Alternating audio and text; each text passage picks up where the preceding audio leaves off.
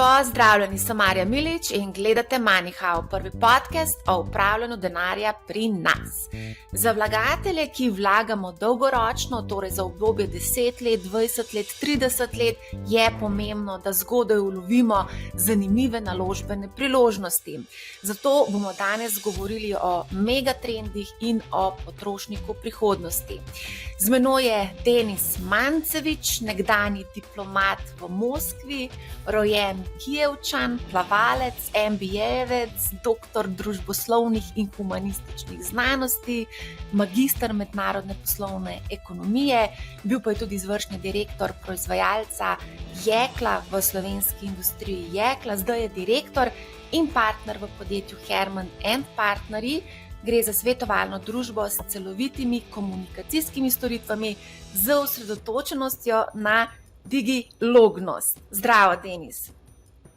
Zdravo, Marja. Mislim, da morava takoj na začetku pojasniti, kaj je digilognost.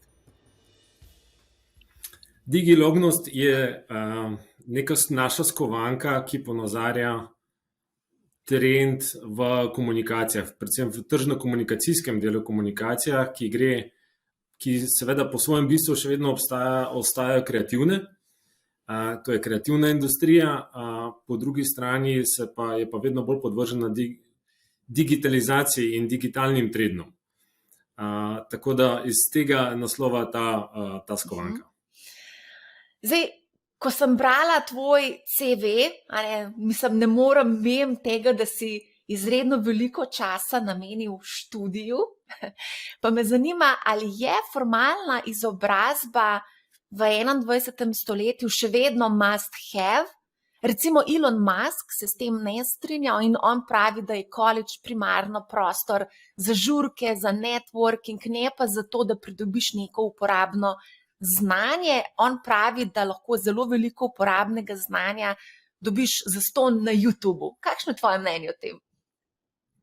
No, z nekaterimi stališči Elon Muska se lahko strinjamo, z mnogimi pa tudi ne. Tako da mislim, da s to konkretno izjavo se sam ne bi strinjal. Obenem pa, čeprav imam pridobljene veliko formalne izobrazbe, sam ne stavim zgolj na to. Skratka, mene je do te izobrazbe pripeljala neka čista razvojna pot in vedoželjnost.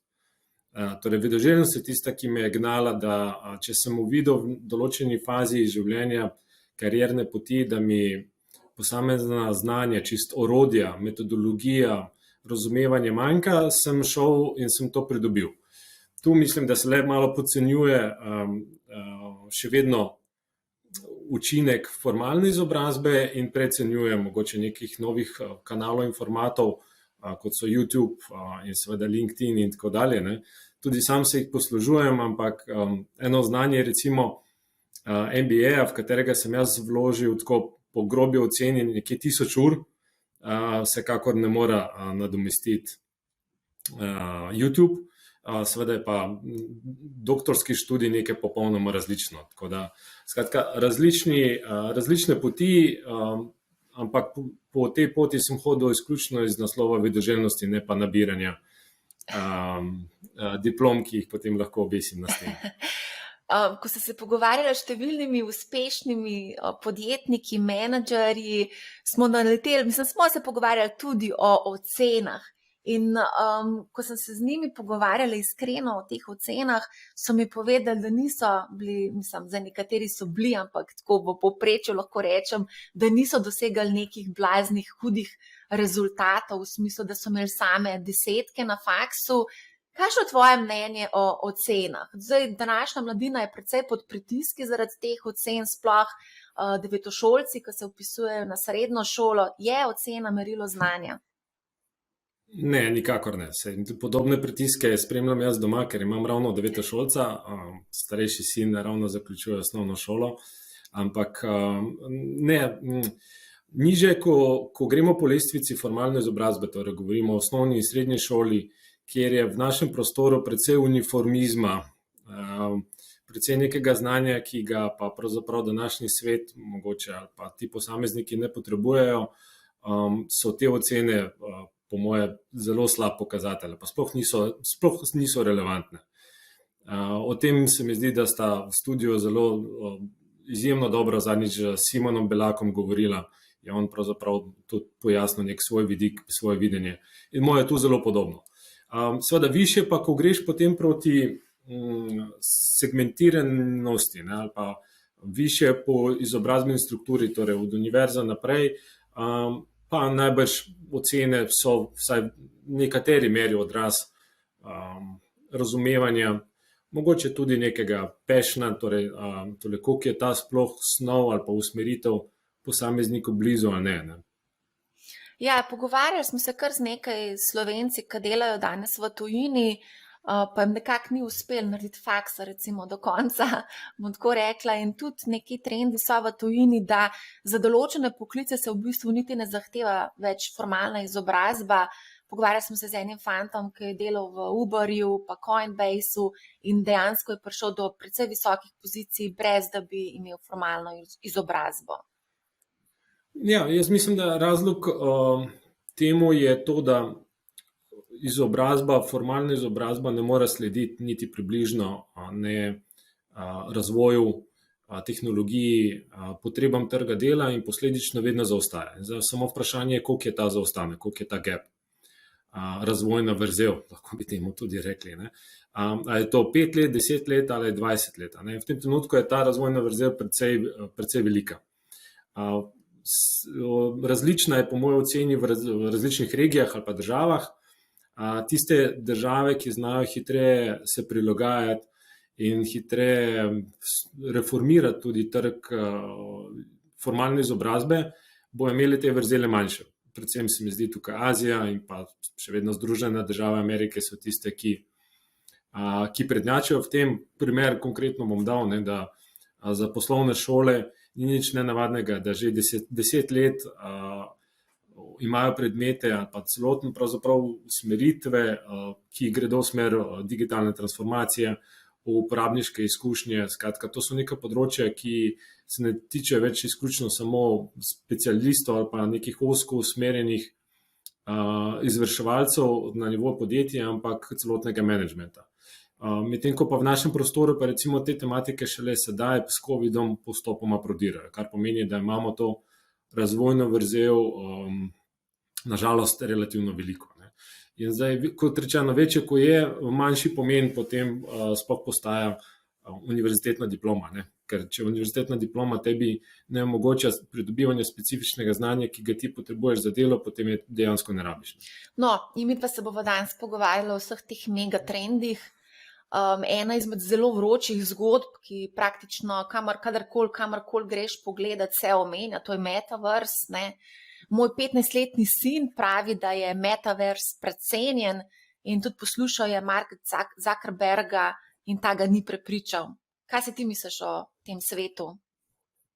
Bi se kar strinjal z sinom, z tole opasko.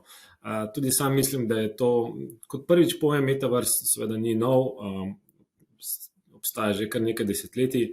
Tako da po eni strani je to poskus celotne tehnologije, kako je znati novo krivuljo rasti onkraj digitalnih kanalov, social media, platform in tako dalje. Seveda je znotraj tega tudi poskus novega načina izrabe tehnologije, torej VR, ne, augmented reality in podobno. Ampak vizija, če bi zgolj se omejili na vizijo gospoda Zuckerberga, mislim, da je ta precej precenjena in precej daleč in precej nerealna, kar pa ne pomeni, da se bojo posamezni elementi metaverza blazno se razvijali znotraj posameznih industrij. To že danes vidimo in vidimo, da nekatere se bojo hitreje uporabljale posamezne elemente metaverse. To je en vidik.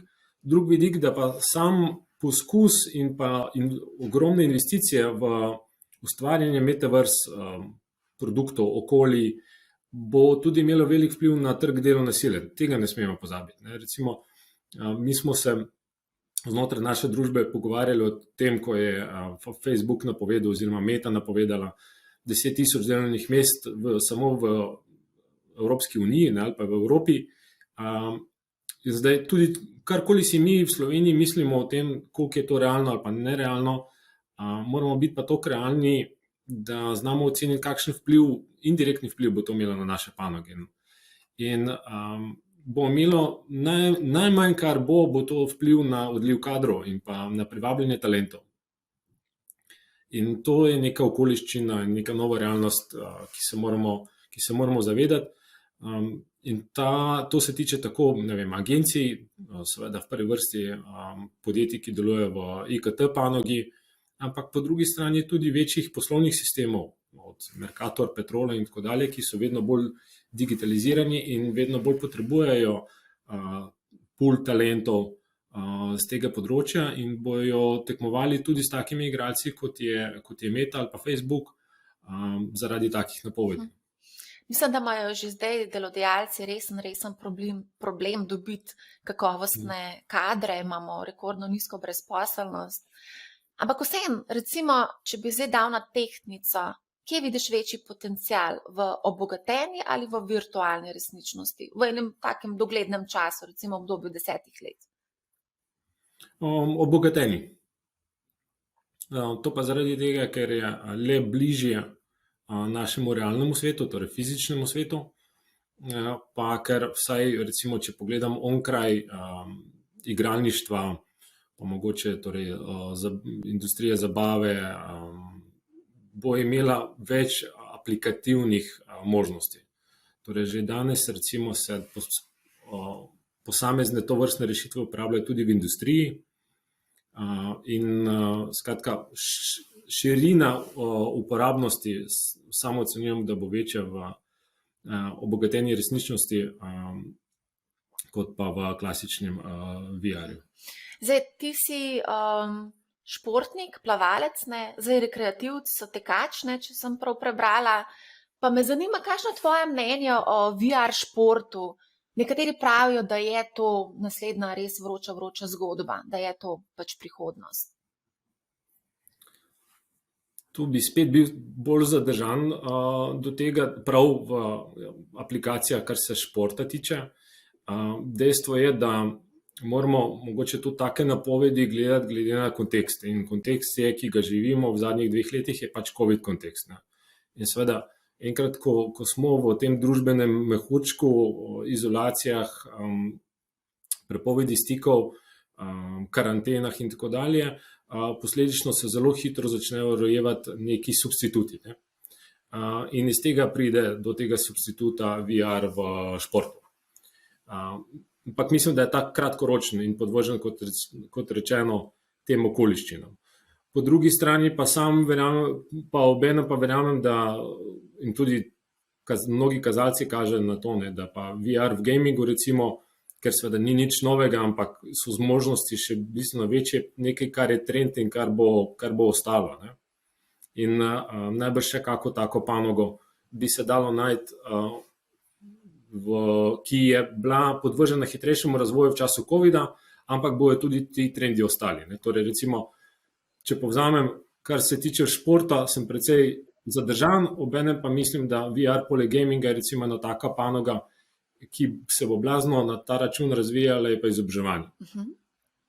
Izobraževanje in celoten sklop, ki se okrog izobraževanja, torej tudi mehke veščine, onboarding zaposlenih, konstantno učenje in pridobivanje novih znanj, torej ne samo ta formalna, ampak tudi izobraževanje znotraj podjetij se bo na ta račun precej spremenilo, ker pravzaprav omogoča bistveno večjo fleksibilnost z manjšimi stroški, omogoča scalability. In tako da nekaj od teh trendov na področju VR-ja se bo ohranilo, nekatere pa mislim, da so bolj podvrženi tem zunanjim okoliščinam, kot je COVID.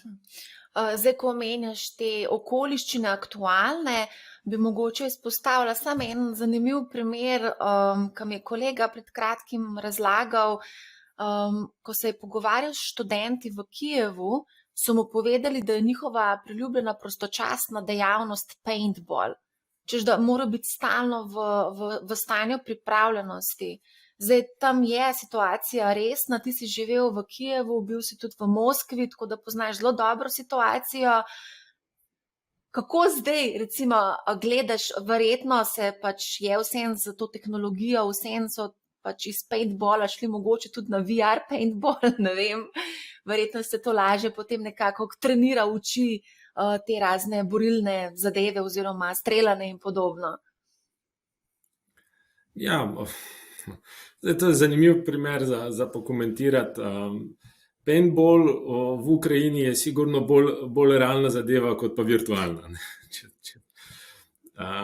Zakaj? Zaradi tega, ker so okoliščine v Ukrajini napete, v posameznih regijah še toliko bolj in posledično je seveda, so zunanji signali, so medijski signali, so pravzaprav ta družbena klima tako nastrojena, da pripravlja celotno ukrajinsko družbo na to, da mora biti mobilizirana, da mora biti pripravljena na mobilizacijo in potem se tudi eden izmed stran poti ali pa stranskih produktov tega je to, kar si omenila. Povečan interes mladih za paintball, ki je, kot rečeno, mislim, da bistveno bolj fizični kot virtualni obliki. Je pa dejansko ukrajinska zgodba oziroma rusko-ukrajinski ali pa na splošno vzhodu Evrope je precej nevarna zadeva in jo moramo vzeti v obzir tako z ekonomskega in finančnega, seveda varnostnega vidika in tako dalje. Zaradi tega, ker je precej kompleksna, ima lahko hude posledice za celotno Evropo, za mnoge sektorje, tako da je dejansko upamo lahko, da bo prišlo postopno do neke deeskalacije, ne pa nadaljnjega povečanja aktivnosti, ker kot rečeno, situacija precej resna in lahko eskalira tudi mimo nekih namenov ali pa nekih strategij velesil, o katerih se govori. Veliko se govori o tem, kaj ima Putin v glavi in kaj si zamislil. Po drugi strani pa vidimo primere iz zgodovine, kjer pravzaprav ob napetostih, ki so, je dovolj že en strel, je dovolj že ena provokacija. In v tem trenutku se moramo teh predvsem bati, ker lahko zelo hitro podrejo že tako danes že napeto situacijo. Zdaj, pred časom smo se pogovarjali s Tim Umbergerjem, on je upravljalec iz pač v robne trge, investira, živi pa v Moskvi že zelo, zelo dolgo časa, od leta 2008. On pravi, da v bistvu se nekako v medijih nekako povečuje zgodba in da v Moskvi nekako ne verjamejo, da bi dejansko lahko prišlo do tega fizičnega obračunavanja, do strelov, ne? Podobno je v Kijevu pravzaprav, to je zelo zanimivo, torej, da vsaj v zadnjih dneh, v zadnjih tednih, po eni strani mi živimo v Sloveniji ali pa v tem zahodnem delu Evrope, slišimo veliko negativnih zgodb in dejansko je veliko priložnosti tudi za to, skratka, so neke okoliščine, zakaj se to dogaja. Po drugi strani pa v Moskvi, pa tudi v Kijevu, same oblasti precej mirijo prebivalstvo, da naj ne podlegajo tej histeriji. Tako da, ja, ta zgodba ima več obrazov, ima izjemno veliko nekih stranskih igralcev. Ni samo enodimenzionalna ali pa dvodimenzionalna, torej tukaj je od ozemeljskih teženj do politike, varnostnih vprašanj, seveda širše gledano geopolitike med ZDA in Rusijo. In vse to se je zdaj pač nakopičilo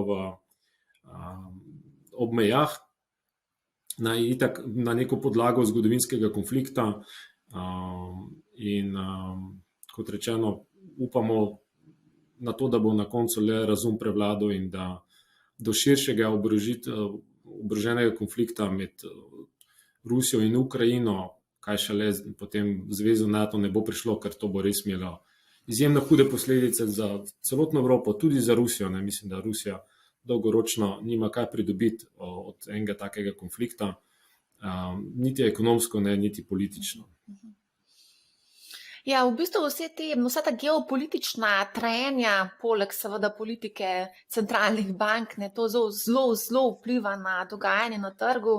Ne vem, koliko spremljaš borzo, tečajnice so se kar pošteno stresle, ne samo borzne, ampak tudi kripto, tako da eden od razlogov za dogajanje na borzi je tudi v bistvu te konflikti, ki smo jim priča, Rusija, Ukrajina, Kitajska, Tajvan, Amerika, Rusija, skratka, veliko je nekih trenj trenutno na svetu in ne vemo, kam bomo prišli, ne?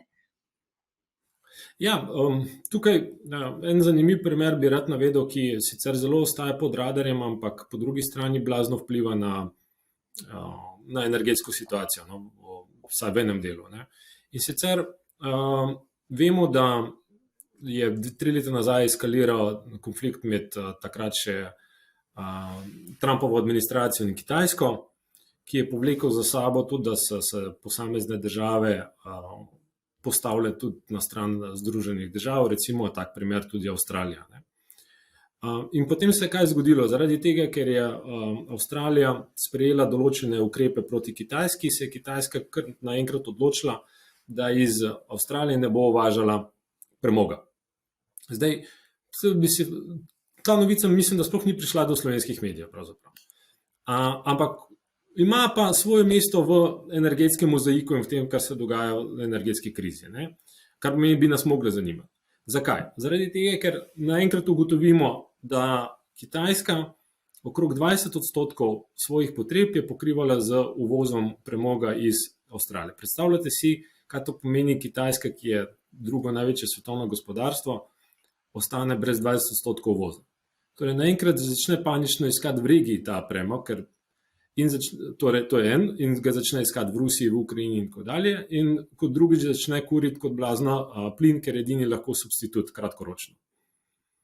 In potem čez 2-3 mesece, čez pol leta se mi začnemo spraševati, zakaj začnejo cene plina med drugim tudi rasti in kaj se dogaja na energetskih trgih. Absolutno je to poenostavljeno, da je to nek vzrok. Ima pa kot rečeno to svoje mesto v tem mozaiku, ne.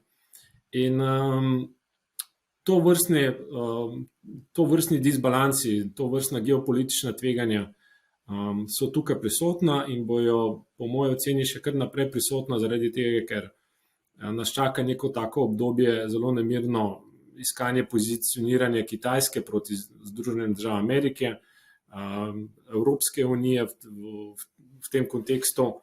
Tako da do takih trenj bo prihajalo in potem, kot rečeno, ta povzročijo, imajo precej učinek, ne, dolgega repa, ki se kaže na večjih vidikih, ne.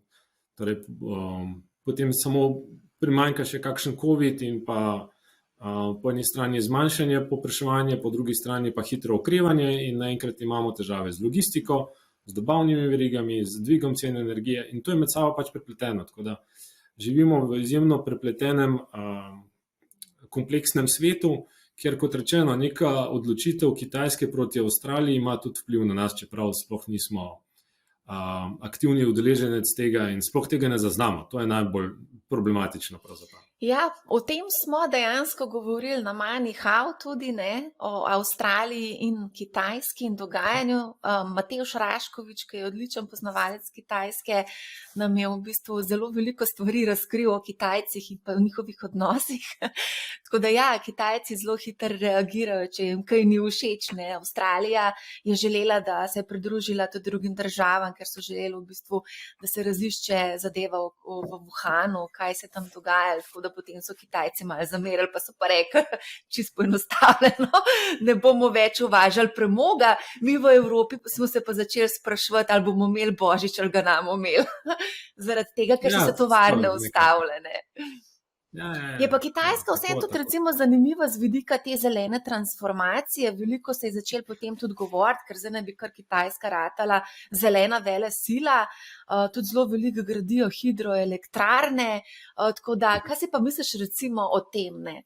Ker tudi zelo veliko je govora tudi v Evropi, v Nemčiji recimo o zeleni transformaciji, v Sloveniji smo tudi rekli, da bomo ukinili premog oziroma proizvodnjo elektrike iz premoga do leta 2033, se mi zdi, v Nemčiji so še bolj ambiciozni do leta 2030.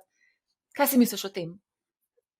To je sigurno eden izmed megatrendov, ki bo ostal, ki niti ni povezan toliko z posameznim državo, tudi ni toliko povezano z gibanjem Greta ali nasplošno, ampak Različne države imajo tukaj različne dinamike in ponekod se to dogaja hitreje, ponekod pač počasneje, ampak definitivno je nek to trend, ki bo ostal.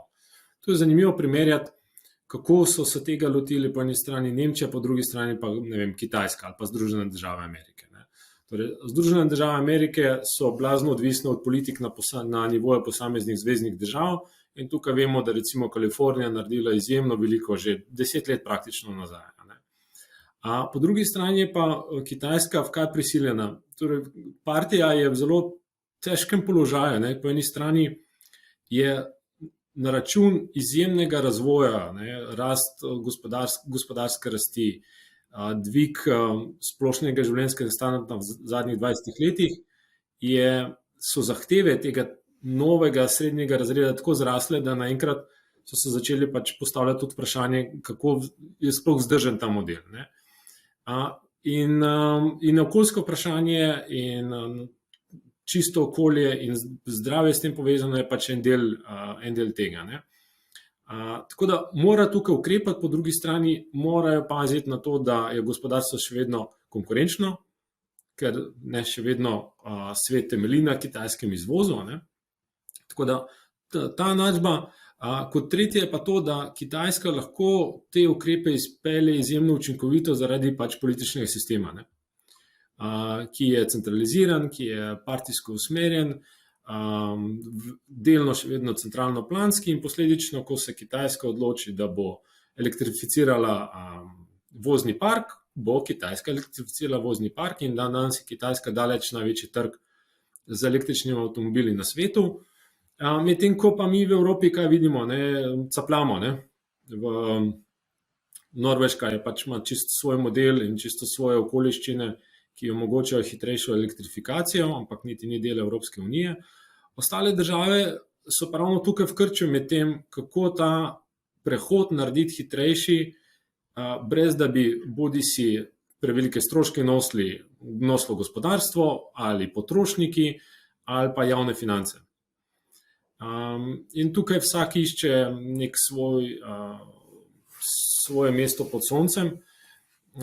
Mislim pa, da tudi z vidika investicij ne bom niti rekel, tukaj se veliko pojmov meša.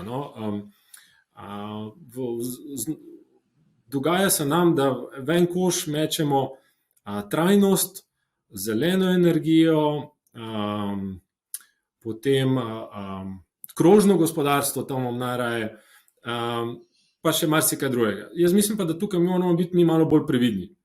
Zakaj? Primer, jeklarska industrija, kjer sem deloval, je sama po sebi najbolj krožno naravnana industrija, kar je lahko. Zaradi tega, ker je to industrija recikliranja. Ali pa vsaj ta jeklarski del, ki je v Sloveniji. Zato, ker jeklo nastaja iz recikliranja starega železa in dodajanja nekih kovin še zraven. Seveda, to je samo poenostavljen, skratka, če bi gledali z vidika krožnega gospodarstva, je to super, ampak obenem je ta industrija pokuri ogromno energentov, v prvi vrsti električne energije in zemeljskega plina. Pri električni energiji se treba vprašati, od kje pride ta električna energija. V Sloveniji je še vedno tretjina iz premoga. Tako da, po drugi strani je okoljsko naravnanost izjemno širok pojem in zajema več vidikov. Zelena energetska transformacija je pa po mojem tisto z vidika investiranja najbolj jasno v tem trenutku, kaj bi to lahko bilo in pravzaprav, ker so potrebe po novih tehnologijah za shranjevanje energije, električne energije, za bolj učinkovito rabo, povpraševanje potem je izjemno in tukaj bojo nove rešitve nastajale. Že danes nastajajo, ampak ključen problem shranjevanja električne energije še danes pravzaprav ni rešen. In tako da na to bi precej stavil. V bistvu govorimo tukaj o ESG-ju, se pravi Environmental, Social and Governance. O tem smo tudi govorili s Silvo Deželan, ki se v bistvu s trajnostnim investiranjem ukvarja že, mislim, da več kot 10, skoraj 15 let. To je zelo vroča tema in vsi želijo biti na tem vlaku in tukaj se dejansko ESG balon že kar nekaj časa napihuje. Pravila pa vsem tukaj niso povsem jasna in vsak v bistvu nekako postavlja neke svoje ESG pravila, če sem čisto iskrena. S komerkoli smo se pogovarjali do zdaj, pa da recimo so neki institucionalni investitorji, imajo neka svoja svoja pravila, ki niso mogoče enaka drugim, a ne, se pravi, da ni nekih standardov. Ja, to zaradi tega, ker jaz mislim, da dokler mi gledamo skozi oči ESG-ja, je to nek regulatorno okolje, ki se novo vzpostavlja, ki se bo v nekem trenutku čisto standardiziralo, v tem trenutku pa še ni. Je to normalno pravzaprav z vidika evolucije poslovanja kot takega. Se tudi revidiranje poslovanja ni bilo vedno regulirano. Do tega smo tudi prišli skozi desetletja in pa neke dobre prakse. Ne. Podobno bo tukaj, da se bo po moji oceni v naslednjih desetletjih, bo to 1 ali 2 desetletjih spostavil nek mednarodni standard, podobno kot so to pri finančno-računovodski standardi, in ne bi bojo mogla podjetja spoštovati, in na tak način se bo oblikoval preprosto nov trg storitev in pa novo zakonodajno okolje. Se pravi, tukaj je vseeno lahko rečeva, da je tudi to eden od megatrendov. Temu ne bi rekel, da je to megatrend. Jaz bi prej temu rekel, da je to evolucija poslovanja, evolucija tržnega kapitalizma, če želimo. Evolucija, zakaj? Zaradi tega, ker skozi poslovanja, skozi učinke tudi gospodarstva na okolje smo prišli do spoznanja, počasi tudi na Wall Streetu, v končni fazi, da shareholder ni edina zainteresirana stranka v tej enačbi, ampak da so pač drugi deležniki tukaj tudi, ki morajo biti pomembni, in skozi to se dogajajo postopni premiki tako v nagrajevanju menedžmenta, tako v poslovnih modelih in zdaj v končni fazi tudi skozi pač modele investiranja, poročanje vlagateljem, in tukaj pride potem potreba po nekem novem standardu. Se mi zdi, da so kar vsi zajahali ta vroči val, bom tako rekla, ta ESG val, in se mi zdi, da vsi poskušajo nekako ponujati neke dodatne storitve ali pa neke storitve, ki so zdaj zelene oziroma ESG. Zdi se mi, da je zelo veliko marketinga. To je trend. Trend je, ja. Ja, tako. Tako da tukaj absolutno je to pač nek trend. Kako je s trendi? Če nisi v trendu, potem si izven, kar pomeni, vsi želijo biti v trendu, ampak hočem to povedati, da po moji oceni ta potreba pravzaprav izhaja iz nekega evolucije poslovnega sveta preprosto. Da naenkrat recimo vlagatelji javnih družb vidijo, da bo imeli problem, če njihove družbe ne bodo izpolnjevali teh standardov. In kot rečeno, recimo že na Enronu, če se spomnimo, so bile luknje v finančno-računovodskih standardih, ki so omogočile razne mahinacije. In se potem te luknje pač bolj ali manj uspešno zakrpajo. In podobno je tukaj. Torej vidimo, da so neke potrebe, v prvi vrsti začnejo opozarjati na njih vlagatelji, ki nočejo biti črne ovce, ki nočejo investirati v neke družbe, ki mogoče dodatno po nepotrebnem obremenjujejo okolje. In postopno se okrog tega začne vrteti pač celoten nek storitveni sektor. Pač nastaja nov storitveni sektor, ki, kot rečeno, po moji oceni bo v nekem trenutku postal podobno standardiziran, kot je revidiranje ali pa finančno-računovodski standard. A gremo mogoče se vrniti nazaj na gamifikacijo? Se mi zdi, da to je ena taka tema, o kateri zelo rada govorim, ker se mi zdi, da naši mladi živijo zmeraj bolj v teh igricah, pa tudi samo investiranje se vse bolj gamificira. Se mi zdi, da je vedno treba, sploh te mlajše, vedno animirati. In to, da letijo konfeti po zraku, je v bistvu neka animacija, da stimulans. Stimulira človeka, dobro si naredil, pravilno si naredil, gremo s konfeti po zraku. Nič narobe s tem, ampak se mi zdi, da se veliko stvari poskuša gamificirati, ne samo investiranje, ampak tudi druge stvari. Zakaj je temu tako? Jaz mislim, da je to v prvi vrsti povezano z digitalizacijo in z internetom in potem vse, kar je internet v tej naši današnji obliki omogočil. Torej, z razmahom družbenih omrežij je prišlo do tega, da so impulzi postali časovno še krajši, možgani potrebujejo toliko več spodbud na dan, da preprosto zadovoljijo svojo potrebo. To je mehanizem klasičnih družbenih omrežij, ki jih uporabljajo. In seveda podobno potem se dogaja z drugimi družbenimi vidiki življenja, ki skozi ta način gamifikacije poskušajo obdržati našo pozornost čim dlje. Ne? Bolj intenzivni kot so ti signali, lažje se to da doseči. Ne? Tako da pred internetom to ni bilo mogoče preprosto. Ne? Sedaj, ko pa mi pravzaprav vsakdo ima že po pametno napravo in je XY krat na dan pogleda, posledično ti elementi od notifikationov, gamifikacije začnejo vdirati tudi v druge dejavnosti ali pa v druge polja. Ne. Izvira pa vse iz interneta in pravzaprav prenaša to potrebo možganov po konstantnem impulzu in pa zadovoljevanju potreb.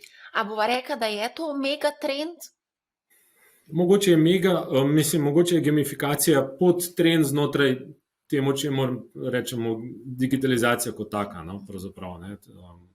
Ja, nedvomno.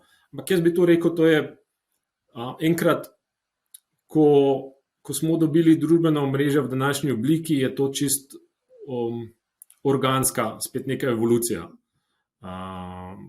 Kako od lajkov priti do nečesa še več, do bombonov, ki letijo, in tako dalje. Skratka, znotraj splošnega trenda družbenih omrežij in pa kar je mogoče seveda v prvi vrsti internet, je to neka naslednja stopnja. Zdaj, vi ste strokovnjak za komunikacije, pa me zanima, kakšen se vam zdi nasplošno ta naložbeni slovar, ki se je izoblikoval med vlagatelji, predvsem na Redditu. Tam najdemo kar nekaj takih zanimivih izrazov, celo žaljivih izrazov, recimo ape, autist, pa recimo degenerate, tako da se mi zdi, da je šlo to en korak naprej ali pa nazaj, ne vem, kako bi temu sploh rekla. Včasih zna biti ta komunikacija zelo žaljiva, ampak te sodobni vlagatelji se mi zdi, da to ne razumejo na tak način. Ne? Ja, jaz to povezujem z demokratizacijo, pa mogoče še bolj decentralizacijo, ki se dogaja na več nivojih družbenega življenja in tudi na področju vlaganja. In enkrat, ko to postane pojem, da se tudi vlagatelji med sabo povezujejo na platformah, družbenih omrežjih na decentraliziran način, potem pač ustvarijo nek svoj slogovni svet, svoj kodeks, ki ne podlega klasičnim pravilom borze ali pa Wall Streeta ali pa javni komunikaciji. Ne.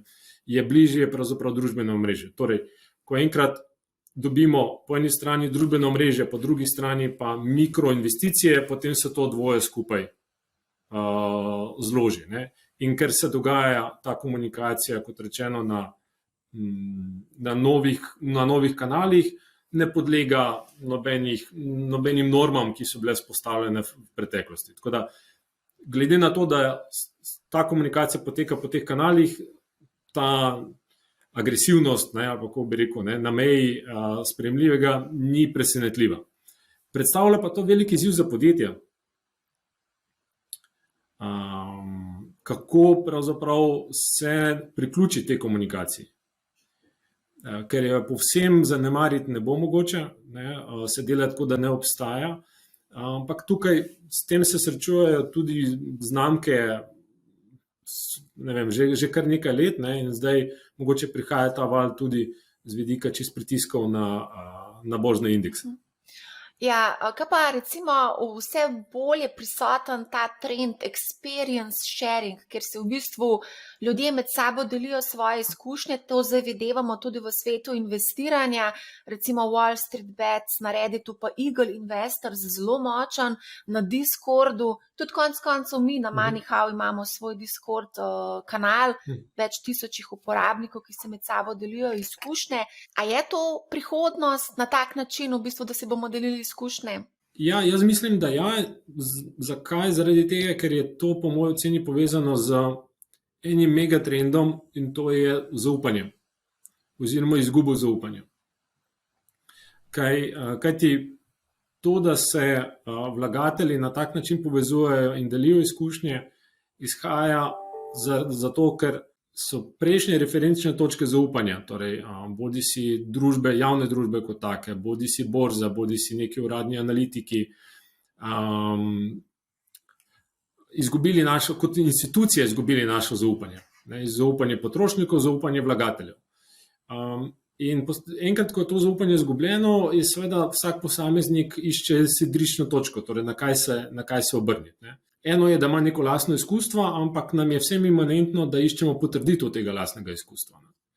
In sedaj spet v kombinaciji z novimi kanali, z družbenimi omrežji, nam to omogoča. Torej, po eni strani, da se povezujemo in potrjujemo lastno izkušnjo, ker rabimo ta proof of concept konstantno. Če pa nam to mnenje ne ustreza, običajno hitro zapustimo.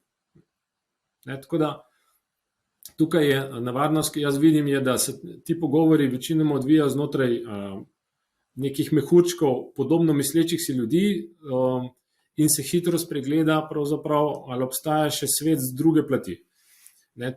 Posledice tega so seveda lahko zelo nevarne, kar vidimo recimo v icomaniji, v kriptosvetu, kjer pravzaprav potem spet možgani in pa naši mehanizmi delujejo tako, da slišimo potrditev, nočemo zamuditi tega vlaka, ne slišimo pa nekih opozorilnih znakov. Izvira pa to zaradi tega, ker borzam, institucionalnim upravljalcem premoženja, vladam sploh, preprosto ne zaupamo več. Govorim seveda širše kontekstu, tako v Sloveniji kot tudi globalno. In zdaj se oblikuje neke te nove sidrične točke, komu pa zaupati, in posledično potem pride do tega povezovanja, ki je pa danes zelo enostavno. Predstavljava si svet 20 let nazaj, kjer tudi, če je bilo veliko takih, ki imajo neko delijo izkušnjo nezaupanja do borze ali pa do javnih delniških družb, kje bi si oni lahko iskali to potrditev svojega stališča. Najbrž ne bi šli pred borzo, fizično s plakati iskati sorodno misleče ljudi. Danes pravzaprav pa do tega stika zelo hitro pride, in posledično se te skupnosti hitro oblikujejo. Spomnim se pred leti, ko sem pisala članke o tem, kako naši možgani delujejo, se spomnim ene zgodbe, kako se v bistvu ustvarja hype na tržnici, kjer se prodaja kislo zelje. Vedno, ko greš na ljubljansko tržnico, je pri eni gospe res neverjetno dolga vrsta, tam stojijo vsi, zraven je pa še 5 drugih, ker je pač ni vrste, In so potem pač rekli, da se pač postavi v vrsto par ljudi, samo zato, da stojijo tam statisti in ustvarjajo ta hype, Tam, ker so ljudje, tam v bistvu je kao dobra roba. Tako da mogoče se tudi tako ustvarja nek hype na spletu, ko se začne graditi nek tak community, Ampak se mi zdi v prvi vrsti pa vsem ti ne moreš ljudi v nedogled natekvati, Se pravi, mora biti neki kakovostnega, nek content, ki ti daje nekaj, Zdaj mogoče ne v vseh primerih, ampak a boš zelje šel ponovno kupiti, če recimo prvič ne boš zadovoljen, se boš postavil v vrsto za zelje? Pri isti gospe. Zelje ne, ampak zakaj pa potem ljudje, recimo, ki so veliko tvegali z investicijami v ICO-te, še vedno danes v kripto in še vedno pravzaprav podlegajo in na njih deluje FOMO učinek. Ne? To so specifični, po moje, specifični ljudje, ki v bistvu hlastajo po hitrem zaslužku. Želijo v bistvu, mislijo, da so zamudili vlak, nekako hočejo uloviti vse te priložnosti, vidijo prijatelje, ki jim je mogoče uspel. Ne. Po moje je tukaj več razlogov. Marja, ja, ampak prihaja pa tudi na ta trg veliko mladih, ki pravzaprav pa te nemogoče lastne izkušnje še nimajo izoblikovane in je to prva izkušnja, ki se pravzaprav jim oblikuje. Ne? A veš, kaj je tle v zadnjem? Tukaj je samo marketing. Lej, otroci, najstniki poznajo recimo, kaj so non-fungible tokens. A ne, to bombardirajo jih praktično na vseh družbenih omrežjih, TikTok, Reddit, Discord, pa vsod slišijo NFT. Ne? To sem imela ravno predavanje s temi najstnikom, sem predavala in sem napisala, tudi povedala, da mladi poznajo NFT in ne poznajo pa bančne depozite. Naprimer, ne. A veš, zato, ker bančni depozit ni seksi, a ne. NFT je veliko bolj seksi, sploh če je kakšna še znana zvezda, ki bo izdala svoj NFT, ne. Kripto je veliko bolj seksi kot pa marsikater drug, recimo naložbeni produkt. Ne? In zato je finančno opismenjevanje in izobraževanje tukaj izjemnega pomena, ker drugače pravzaprav nove generacije, ki prihajajo na trg in so že pravzaprav zrasle z družbenimi omrežji, ne, dobivajo izključno enostranske informacije, ne.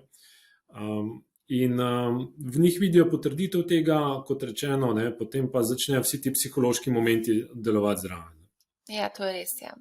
Skratka, zdaj opažamo pa tudi, da se oglaševalci selijo iz klasičnih medijev na socialna omrežja, tam najemajo razne vplivneže, da propagirajo njihovo znamko.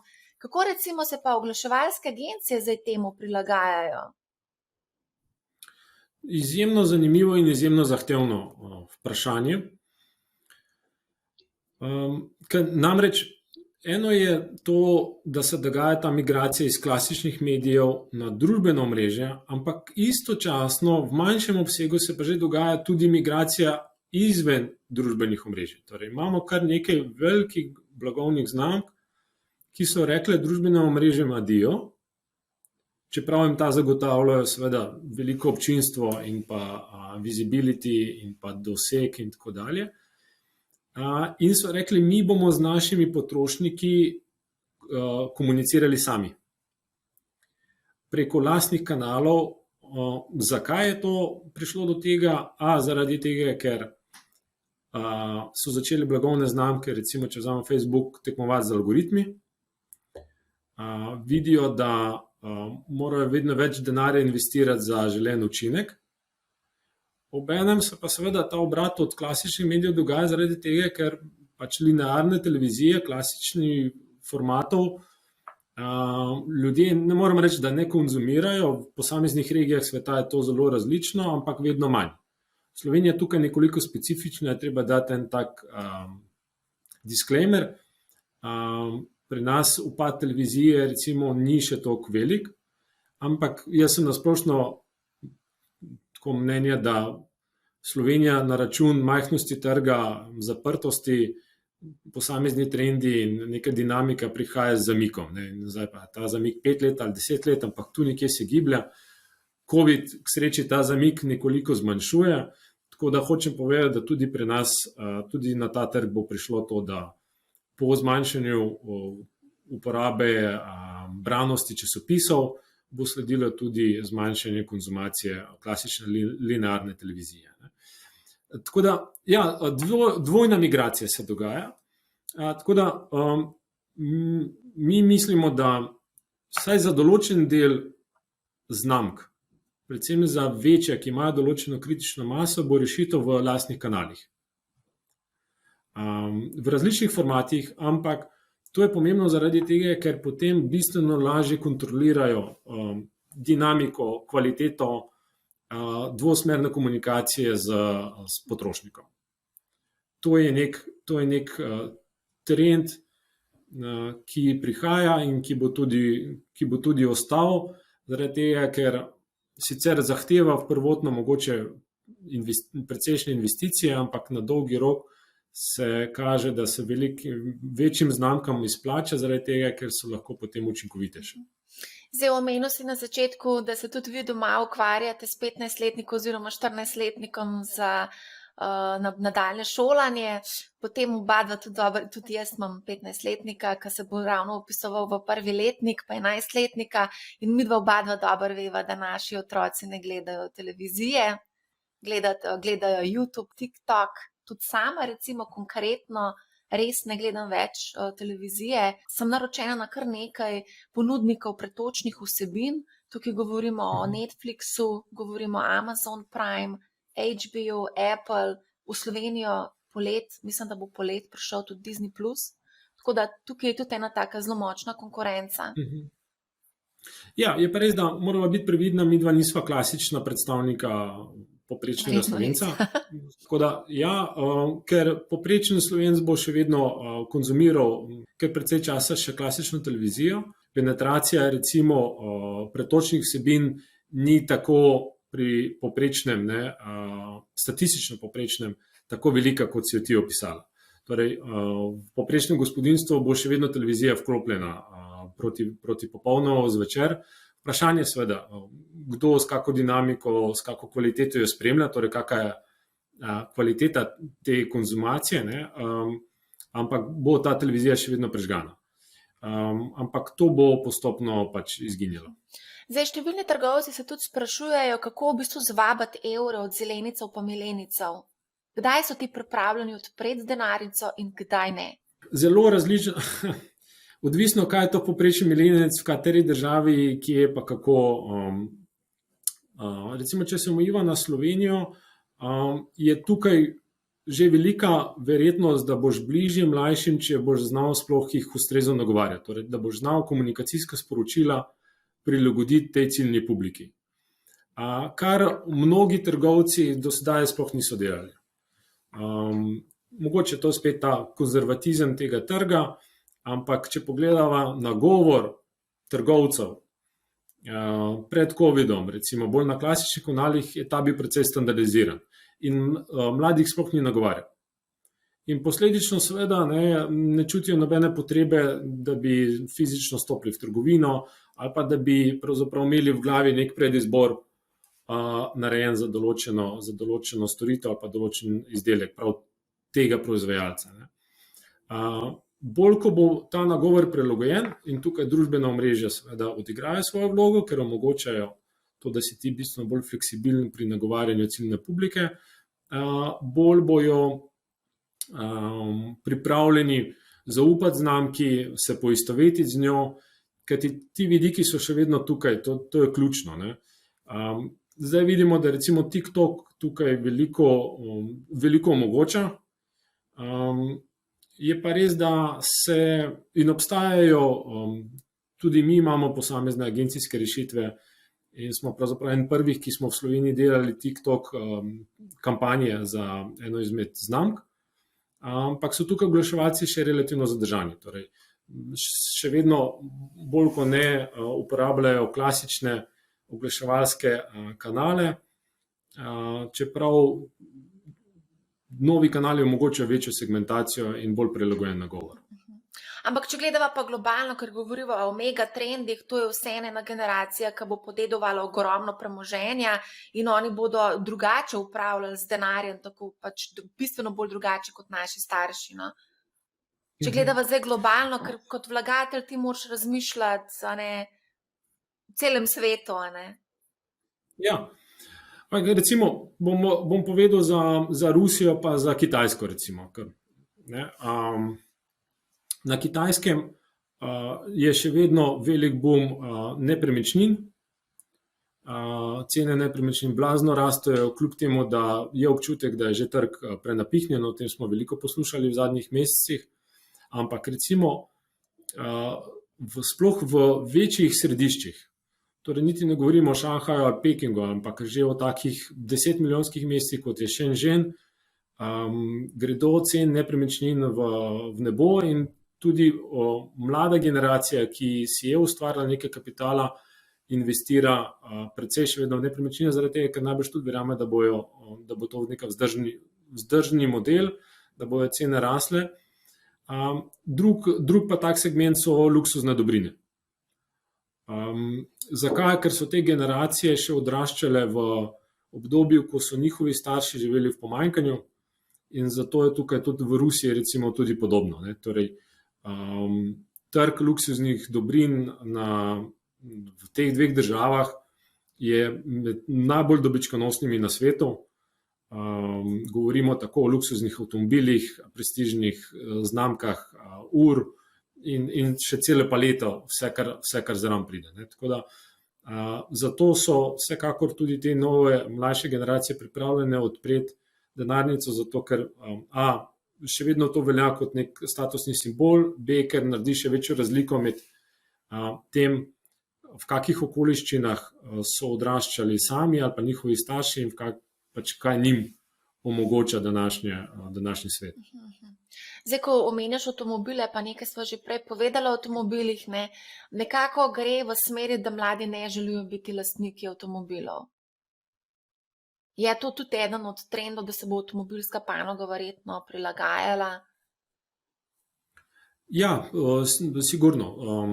Avtomobilska panoga že danes ne pričakuje rasti, takšnih številk rasti, kot jih je imela v preteklosti, ker je pravzaprav bil standard 1, 2 avtomobila na družino, po možnosti.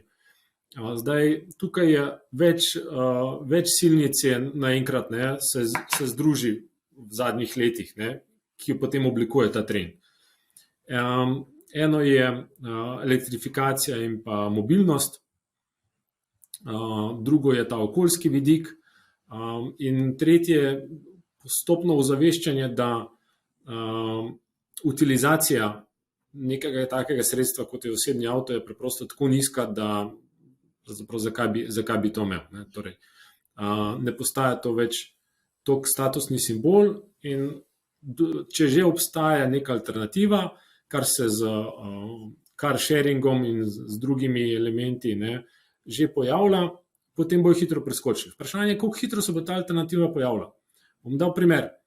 V Ljubljani, jaz tudi sem sam koristnik car sharinga, z veseljem uporabljam, mi je super izkušnja, nimam težav. Ampak jaz nimam kje v Ljubljani vzeti avto, pa ga v Kopru pustiti. Torej, da bi šel recimo na sestanek v Koper, ali pa da bi šel na konferenco, pa bi tam prespal. Naenkrat car sharing ni več to, ampak je kratkoročni najem, ki že prej obstajajo, že ne vem koliko let, ampak to ni to čist. Tako da hočem povedati, da koliko se bo avtomobilski trg zmanjševal, je tudi odvisno od tega, koliko hitro bo infrastruktura za druge alternative vzpostavljena. In dokler bo ta dinamika počasna, potem bo tudi še klasični avtomobil in pa lastništvo avtomobila zanimivo. Bolj ko pa država, občine, skratka, ne samo zasebni sektor investiral v nove poslovne modele in spodbujal večjo mobilnost na račun manjše obremenitve, bo pa ta trg hitreje upadel oziroma novih modelov hitreje rastel. Mislim pa, da tukaj proizvajalci avtomobilov se bodo hitro adaptirali po to. Torej, nedvomno bojo imeli presežek kapacitet v nekem trenutku, jih bojo zmanjšali, ampak bojo pa šli na drugačne modele kratkoročnih najemov, zagotavljanja voznega parka za podjetja, skratka, se bo preoblikovala preprosto. Ok, greva se dotakniti gotovina versus digital denar. Zdaj se zelo veliko govori o digitalnem evru, ni še prišel. Sama gotovine ne uporabljam že desetletja, tako da bi bila zelo vesela, da bi prišel ta digitalni evro čim prej, ker bi bilo verjetno življenje veliko lažje, kot je sicer zdaj. Kako ti gledaš gotovina, digitalni denar? Sem zelo podoben tukaj tvojemu stališču. Pravzaprav tehnologija nam že danes omogoča bistveno lažje in bistveno tudi bolj varne v končni fazi načine plačevanja. Tako da je to nek trend, ki bo ostal. Moje izkušnje je recimo, da sem pred 2-3 leti z avtodomom prepotoval v Skandinavijo in pravzaprav do končne točke nisem pravzaprav zamenjal ene krone, ker so različne krone, pa bi jih moral precej menjati. Tako da tukaj veliko je na zakonodajalcih oziroma na posameznih državah, ki znajo ali pa ne znajo prepoznati priložnosti tega in ustvarjati okolje. Recimo poleg teh skandinavskih držav je tukaj še Estonija, recimo, izjemno dober primer. Mislim, da je to nek trend, ki bo absolutno ostal zaradi tega, ker tudi nove generacije, ki prihajajo na trg, mislim, ki prihajajo, ki odraščajo, bojo tudi z vidika bank in novih storitev jim bojo digitalni denar omogočil bistveno večjo segmentacijo. Torej, bojo banke ali pa ponudniki finančnih storitev skozi digitalni denar lahko lažje segmentirali potrošnike in posledično tudi prilagajali svoje storitve. Če pogledamo spet, 20 let nazaj so bila oba študenta, približno 15 let nazaj je bila ponudba za naju dva zelo podobna kot ponudba za najine starše, samo da smo imeli študentski račun. Danes pa vidimo, da pravzaprav skozi digitalne storitve, skozi digitalni denar lahko banka, klasična ali pa novega formata, nagovarja zelo različno in tudi prilagaja storitve nama dvema, ki so bolj uporabnika digitalnih storitev in plačilnih sistemov in pravzaprav fizičnega stika več ne potrebujeva. Po drugi strani pa lahko še zagotavlja nek drugačen način storitve za, starejše prebivalstvo ali pa za koga drugega, če te storitve potrebujejo. Tako da, skratka, večja segmentacija bo tukaj prišla z vidika samih storitev z večjo dodano vrednostjo in to je dobro. Zdaj, marsikdo potem na tej točki se ustraši kibernetskih napadov. Veliko se je govorilo o tem zadnje čase. Je tudi to zaščita pred kibernetskimi napadi in zločinci tudi en od potencialnih megatrendov, ker verjetno se bomo s tem ukvarjali vsi na neki točki. Ja, jaz bi rekel, da je to izjemno velik trg. To ni, ne bi rekel, da je to trend, ampak da je to posledica trenda digitalizacije. Skratka, vse splošna digitalizacija, ki gre do tega, da karkoli se bo lahko digitaliziralo, se bo digitaliziralo, jaz to verjamem, da ne bo pomote z vsemi pozitivnimi in negativnimi posledicami tega. Prihaja do tega, da se trg kibernetskih napadov, kibernetske varnosti bo povečeval, zaradi tega, ker bo od tega odvisno, ali bomo imeli še spraznjen račun, namesto fizičnega napada, bo to ključno vprašanje, od kje bo prišel, ker sploh najbrž ne vemo, od kje bo prišel, in s podobnimi izzivi se bojo podjetja srečevala. Tako da to je stranski produkt, stranska posledica vse splošne digitalizacije.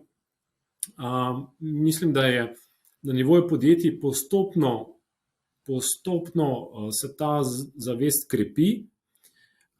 Veliko je bilo govora še 10 let nazaj o digitalni špionaži, ampak tukaj pa govorimo o nečem čisto še drugem. Potrošniki pa malo zaostajajo. Tukaj pogrešam večjo vlogo države, regulatorjev, ki bi pravzaprav so tisti poklicani, ki bi mogli več investirati v trg ozaveščenosti na tem področju, ker priložnosti bo tukaj enkrat, ko je naše življenje, kot rečeno, digitalizirano skozi digitalno. Ne govorim, ni tukaj problem samo plačilni sistemi, ampak do e-volitev, do upravljanja z e-storitvami v končni fazi, do zdravstvenih datotek. Tukaj so še po moje v ceni velike luknje in bo iz tega nastala ena ogromna panoga, ki se bo ukvarjala s tem, kako pravzaprav zagotoviti čim večjo varnost potrošnikom in podjetjem. Verjetno je tudi eden od megatrendov robotizacija industrije, življenja, vsega. Ja, ki pa ni nov. Ne, to pa ni novo. Ja, spet mi smo tukaj, mogoče malo zaostajamo v regiji na splošno, ampak robotizacija je trend, sploh v nekaterih industrijah, kot je recimo avtomobilska, ki je bila zelo pod pritiskom, marž zelo že hitro uvedena in sedaj postopno prihaja pač na druga področja. Ne. In je nekaj, kar bo absolutno ostalo. Se tukaj je zanimivo, da recimo eno izmed področij, o katerih se govori kot o enem blaznem trendu, je e-oskrba, e-zdravstvo. Sam pa mislim, da ravno posamezni segmenti javnih storitev, predvsem, kot je zdravstvo, zdravstveno oskrbo, oskrba starejših, ne bojo digitalizirani, ne bojo podvrženi temu EU na začetku, ampak bojo bistveno bolj humanizirani. In da bo ta posledična avtomatizacija, ki jo, kot rečeno, že danes živimo, zmanjševala število delovnih mest v starih panogah, industriji, procesnih industrijah, tudi delno v storitvenem sektorju. Ampak da bo pa število delovnih mest, kjer pa je človeški stik in prisotnost potrebna, pa so danes zanemarjeni, bojo pa naraščali. Greva malo v vesolje. Kakšen je razvoj tukaj? Je tudi mogoče eden od megatrendov vesoljski podvigi pa naval milijarderjev v vesolje. Vsi so kar nekaj leteli, se mi zdi, lansko leto. Vsi so želeli na Luno in verjetno še kam drugam bi šli, če bi šli lahko, kolonije na Marsu se veliko govori. Je to realnost? Je to nekaj, kar bi bilo fajn spremljati? Spremljati vsekakor da, predvsem z vidika znanstvenega napredka in kaj pravzaprav nam ti podvigi in tehnični napredek omogočajo, kakšna nova spoznanja.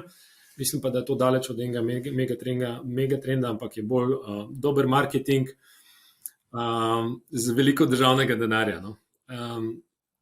Pozablja se tukaj na to, da tudi zasebni zdaj igralci, ki nastopajo, saj recimo Elon Musk je tak, je podprt z izjemno velikim državnim denarjem, ki pa pač v nekem trenutku rekel, namesto da razvijamo svoj Apollo program, bomo podprli, bomo razpršili, pa bomo podprli program še nekoga drugega.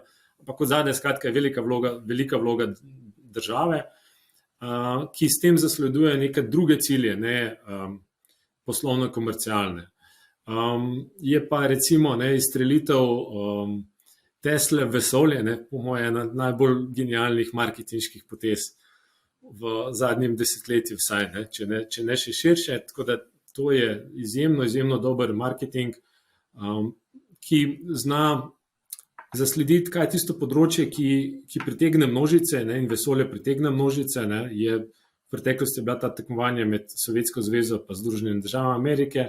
Zdaj naenkrat nas vse zanima, kaj kaže teleskop, kakšne fotografije. Vsekakor govorimo o izjemno veliki industriji kot taki, da bi pa zdaj iz tega raziskovanja vesolja, razumevanje še vedno vesolja, ki je, kot rečeno, še vedno primat državnih subjektov in pa zasebnih podprtih z državnim denarjem, še daleč od tega, da bi se pogovarjali o kolonijah ali pa da bi neka decentralizacija tega procesa se bo zgodila. Skratka, komercialni poleti so možni za milijonerje, lahko jih izkusite, večinoma so pa itak povezani z vstopom v nižje orbite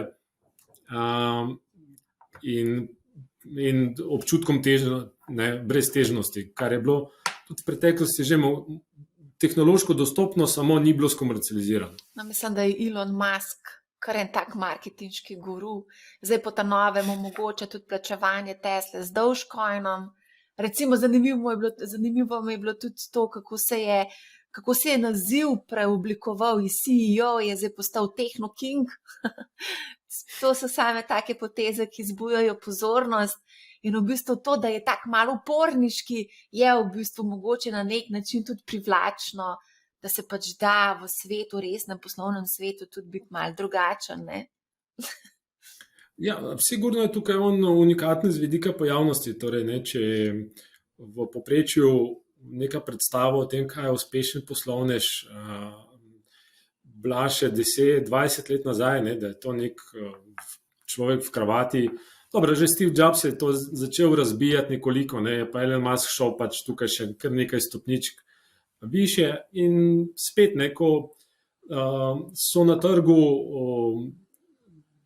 neke silnice decentralizacije, torej ko naenkrat mnogi lahko investiramo, mnogi lahko vlagamo, je to postalo bistveno lažje kot 20 let nazaj, ne, je seveda ta javna podoba izjemno pomembna, ne, in on je pač tu uspešno drži zdaj že kar nekaj časa. Ne.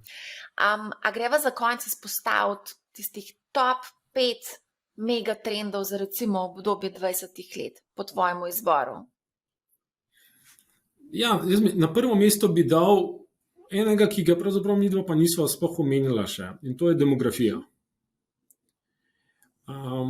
To pa zaradi tega, ker po eni strani prinaša izjemne izzive, seveda tudi priložnosti v blazno širokem spektru storitev, javnih, zasebnih, potreb sploh starejšega prebivalstva, ki so vedno bolj stara in se te potrebe spreminjajo in mislim, da se tega sploh še pravzaprav ne zavedamo dobro. Po drugi strani pa ta demografija tudi vpliva na to, da na trgu delovne sile zmanjkuje ljudi, in skratka ima tudi neke druge učinke, torej da morajo podjetja tekmovati za talente, da se morajo posamezniki skozi življenjsko dobo naučiti pravzaprav prilagajanja, ker bojo več vlog igrali tekom 40-letne, 50-letne kariere. Ta demografija, mislim, da bo imela največji vpliv na naše življenje.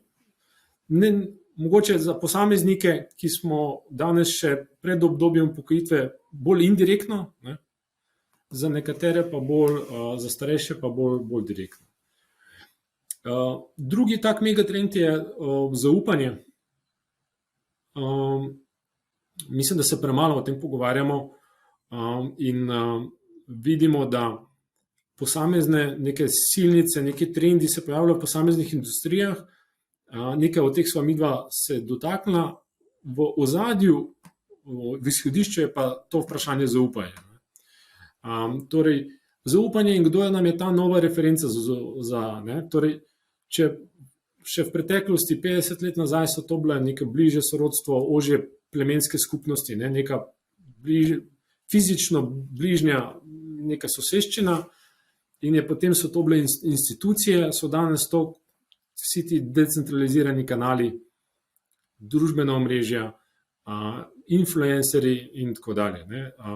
In tu je velik izziv predvsem za države, kako pravzaprav to zaupanje povrniti nazaj. Nedaleč stran od držav so pa blagovne znamke.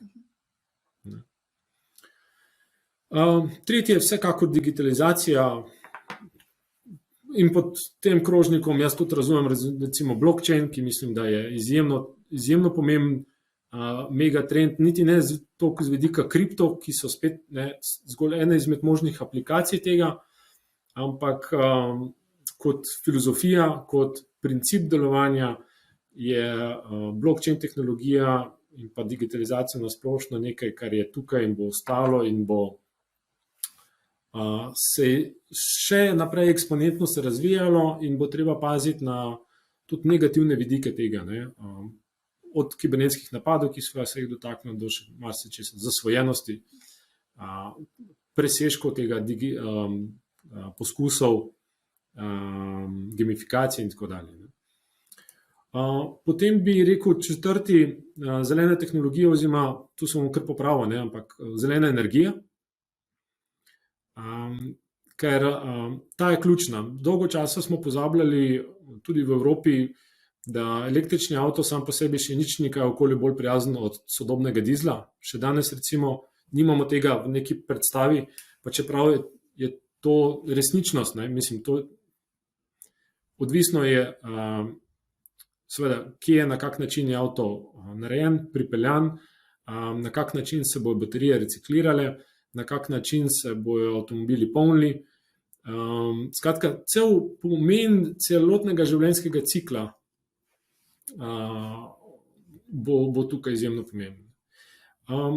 In peto, mogoče bi dal, kar je delno povezano z demografijo, delno povezano tudi z globalnimi nekimi premiki, je hrana in voda. Torej, tehnologije, dostop do hrane, samozadostnosti, skupnosti, držav, do neke vzdržne proizvodnje, zagotavljanje hrane za prebivalstvo. Zanimivo.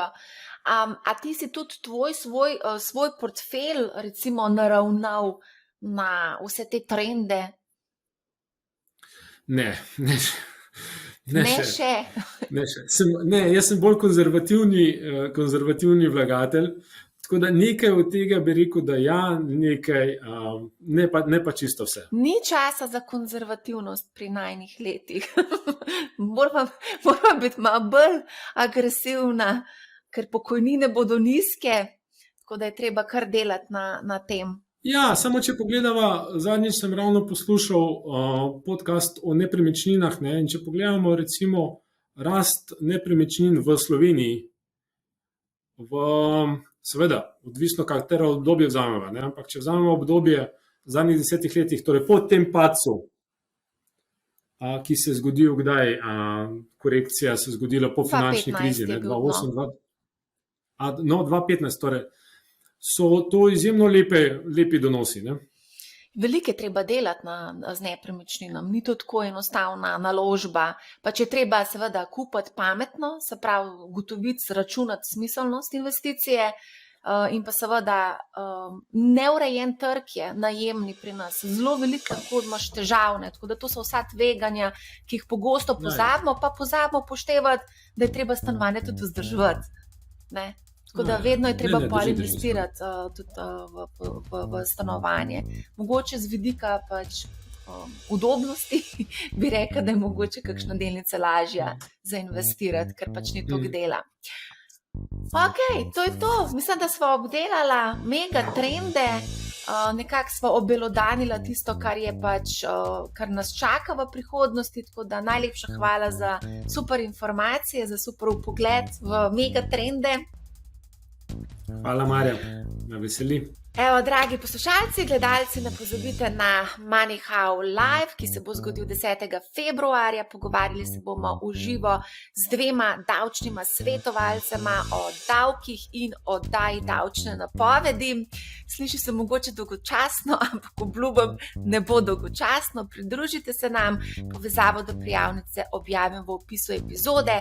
Ta webinar je pa seveda brezplačen. Če imate kakršnokoli vprašanje, pišite na marja@businesspace.com. Poslušajte MoneyHow, ne bo vam žal in lep pozdrav!